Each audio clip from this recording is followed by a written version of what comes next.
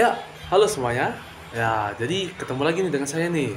Tapi kali ini agak sedih karena akhirnya kita sudah mencapai puncak dari serial review buku Geografi dan Ilmu Sejarah dari Bapak Rusdi Effendi.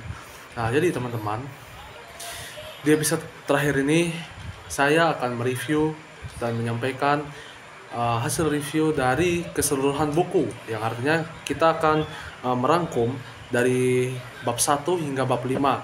Nah, jadi oh ya, sebelumnya saya lupa mengucapkan selamat pagi, siang, sore, subuh, duha, petang, malam, dan dini hari bagi kalian yang menonton video saya kapanpun, dimanapun, dan waktu apapun. Nah, jadi teman-teman, seperti yang saya bilang, kita akan mengupas bagaimana geografi dan sejarah saling berinteraksi untuk memahami peristiwa masa lalu dan pengaruhnya pada peradaban manusia dari buku Geografi dan Ilmu Sejarah. Nah, jadi di bab 1 itu memperkenalkan konsep dasar dari geografi dan sejarah, serta bagaimana keduanya itu saling terkait. Geografi adalah ilmu yang mempelajari bumi dan fenomena di atasnya, sementara sejarah adalah kajian dari peristiwa masa lalu. Nah, geografi sejarah atau geohistory menjadi jembatan yang menghubungkan kedua ilmu disiplin itu. Contohnya adalah bagaimana lokasi geografis seperti sungai atau pegunungan memengaruhi perkembangan peradaban kuno.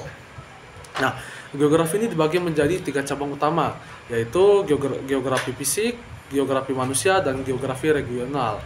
Geografi fisik ini mempelajari elemen-elemen alam seperti iklim dan topografi, sedangkan manusia fokus pada hubungan antara manusia dan lingkungan, dan regional mengkaji wilayah tertentu secara mendalam. Nah, lanjut di bab 2. Bab 2 itu membahas berbagai teori dalam sejarah, seperti teori gerak sejarah, teori persebaran kebudayaan,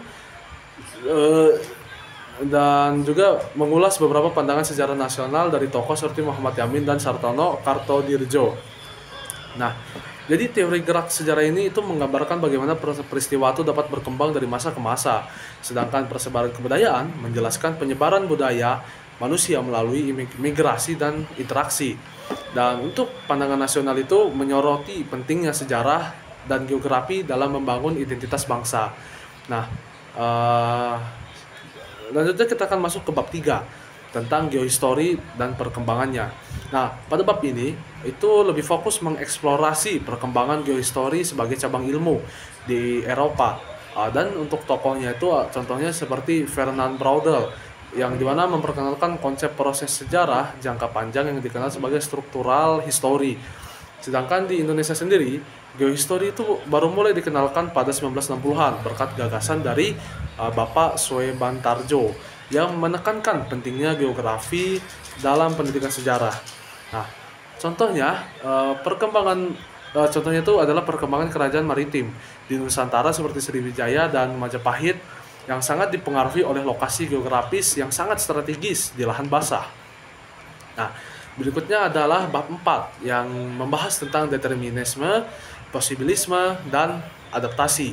Nah, di bab ini itu membahas 3 pendekatan utama, yang dimana determinisme itu adalah alam menentukan kehidupan manusia, misalnya iklim dan bencana alam itu dapat memengaruhi pola hidup.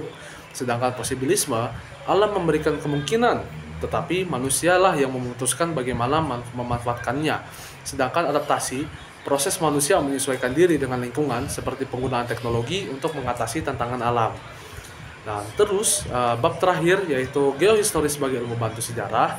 Nah, pada bab ini itu lebih menyoroti peran geohistory dalam rekonstruksi sejarah. Dengan memanfaatkan data geografis, sejarawan dapat memahami faktor lingkungan yang memengaruhi peristiwa sejarah seperti letak strategis kerajaan di tepi sungai atau laut.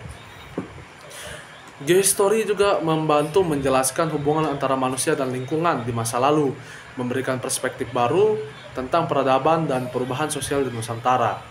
Nah, jadi teman-teman, dengan memadukan konsep geografi dan sejarah, buku ini, yaitu buku dari karya Rusdi Effendi yang judulnya Geografi dan Ilmu Sejarah, itu mengajarkan ke kita bahwasanya memahami masa lalu itu tidak hanya tentang peristiwa, tetapi juga tentang bagaimana manusia dan lingkungan saling terikat dan memengaruhi.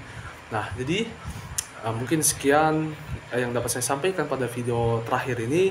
Semoga bermanfaat bagi teman-teman yang menyaksikan dan menyimak. Jangan lupa untuk terus mencari ilmu dan membagikan wawasan kalian untuk kepada teman-teman untuk kepentingan bersama. Mungkin sekian dari saya. Wassalamualaikum warahmatullahi wabarakatuh, dan sampai jumpa di video yang akan datang nantinya. Kacau.